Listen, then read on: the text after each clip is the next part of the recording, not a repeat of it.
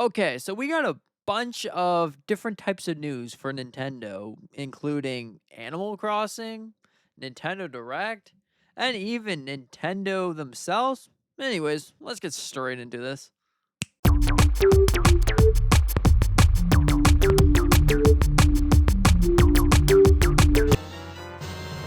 Okay, so the next Nintendo Direct. Yeah, we're back with Nintendo Direct. It's been, it's crazy time here. But apparently, according to a YouTuber named Beat 'em Ups, that we're not going to be seeing a Nintendo Direct in June. We're going to be seeing a Nintendo Direct in July. Now, you can take this with a grain of salt. It's not confirmed by Nintendo. It's not confirmed by anywhere else. Just Beat 'em Up. So take it with a grain of salt. It's possible, but also it's not possible. It's completely unknown. It's Nintendo's choosing.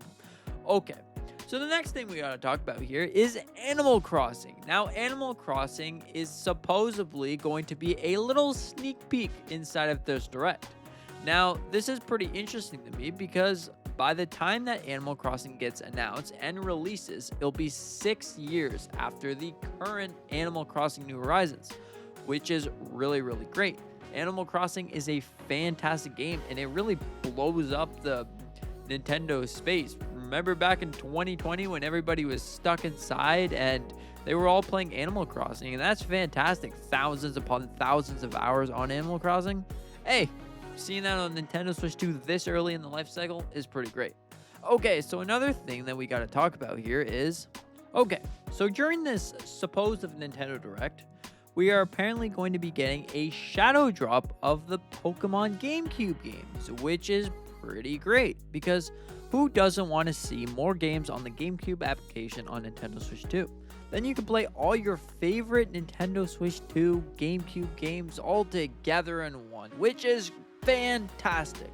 All right, so the next thing we got to talk about here is, okay, so there's also been some rumors about more Nintendo Switch 2 edition of games coming out soon, which is really, really great, by the way. I wonder what kind of Nintendo Switch 2 editions we'll be getting. Maybe we'll get something for Pokemon Legends Arceus, maybe we'll get some for Skyward Sword, maybe we'll get some for any other Nintendo Switch games, but you technically don't need the Switch 2 edition to run those games in a higher FPS because the games, if you just put one without the Switch 2 edition or the Switch 2 upgrade, they work beautifully. They look so good. They work like a charm.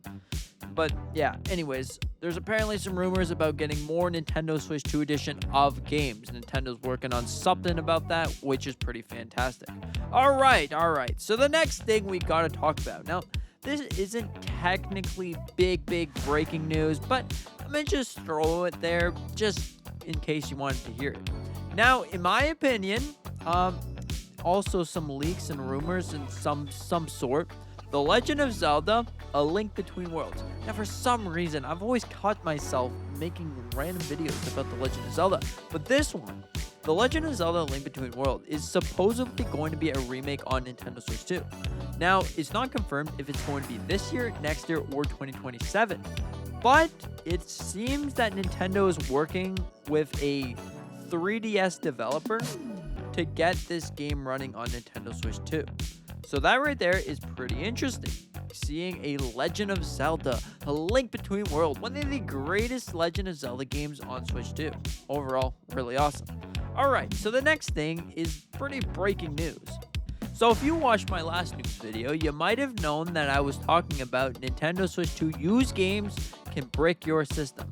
Now, although this is true, I've been getting a lot of comments saying, oh, I'm scared of using digital games. That was more just like, to warn you. Alright, so to break it all down, it's more a 1% chance or so, maybe a 0.1% chance of Nintendo actually flagging it down, or just someone randomly dumping a cartridge and using that cartridge. So if you live in a smaller suburb or random suburb in the middle of nowhere, chances are you're probably not going to encounter this problem. And the margin's not that big of people, taking their games, putting it on a flash drive or something, and then selling it off to GameStop, and then GameStop selling it off to someone else. There's a chance that your cartridge could have been tampered with, but the chance isn't very high. So, if you're getting used games, don't be scared about getting used games. It's just a chance that, your game could be tampered with, but usually it's not like super, super big. All right. And if you want, you can test it in the Switch 1. If it works perfectly fine, your account's not banned, try it in the Switch 2. Then the Switch 2 is the problem where Nintendo changed the user agreement or whatever with that. The Switch 2, they can break it.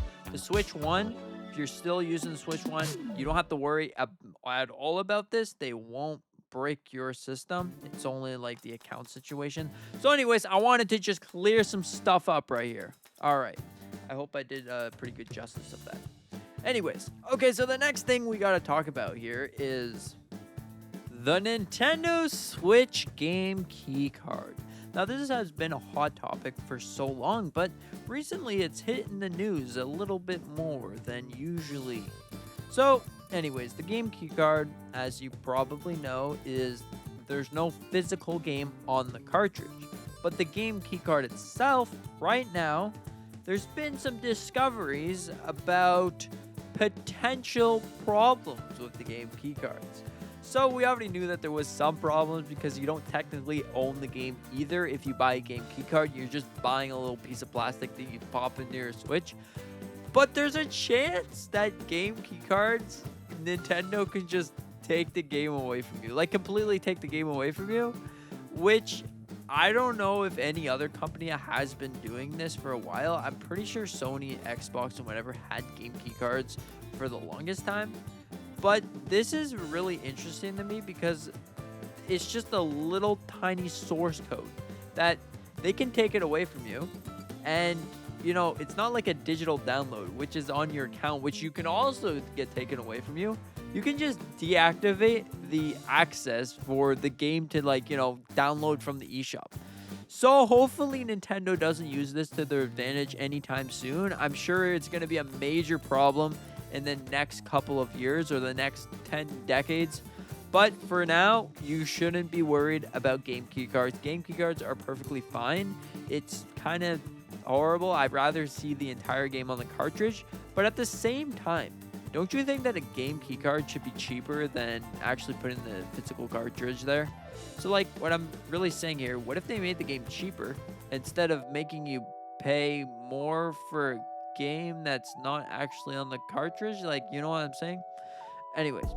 Okay, so the next little tiny little noodle of information is a potential magnet problem on the Joy-Con. Now, this is probably not going to affect most people, but if you're planning on taking the Nintendo Switch remote off without using the hook, there's a possibility that you can make the magnet weaken over time. So, if you want to prevent this, like I said, just don't, take off the remote without the hook. You just pull it straight off. Not gonna go so well with you. You want to keep your Nintendo Switch nice and safe. That'll work perfectly fine.